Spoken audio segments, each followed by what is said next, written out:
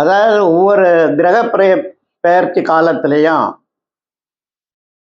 வரக்கூடிய கஷ்ட நஷ்டங்கள் இந்த இதுகளை தீர்க்கிறதுக்காக வேண்டி நம்ம செய்யக்கூடிய பரிகாரம் ஒவ்வொரு நவகிரகங்களுக்கும் பரிகாரம் செய்கிறதா, இல்லை ஒவ்வொரு நவகிரகங்களுக்கும் ஆதிபத்தியமான பகவான்கள் இருக்கு. இப்போ செவ்வாய் நடத்திட்டிங்கன்னா செவ்வாய்க்கு முருகர்.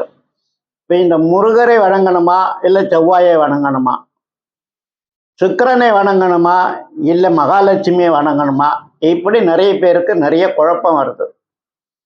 ஆனால் இந்த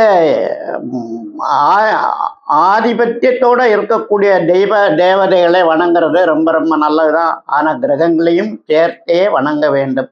கிரகங்களுக்குன்னு சில நாள் இருக்குது. இன்னைக்கு செவ்வாய் கிரகத்தை நம்ம வணங்கும்போது செவ்வாய்க்கிழமைன்னு இருக்குது.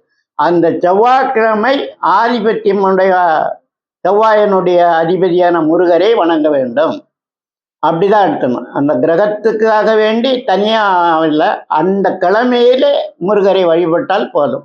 இப்போ சுக்கிரனுக்கு நமக்கு பாதிப்பு இருக்குது, அதுக்காண்டி பரிகாரம் பண்ண போகிறோம்னா வெள்ளிக்கிழமை தோறும் நீங்கள் மகாலட்சுமியை வழிபட்டால் அதை இப்போ சுக்கிரனுக்கும் வழிபடுறது ரெண்டு கிரக வழிபாடும், ஆதிபத்தியனுடைய அதிபதி தேவதையை வழிபடுறதும் ரெண்டும் ஒன்று தான். அதுக்காக வேண்டி எல்லாம் எதுவும் மாற்றம்லாம் கிடையாது.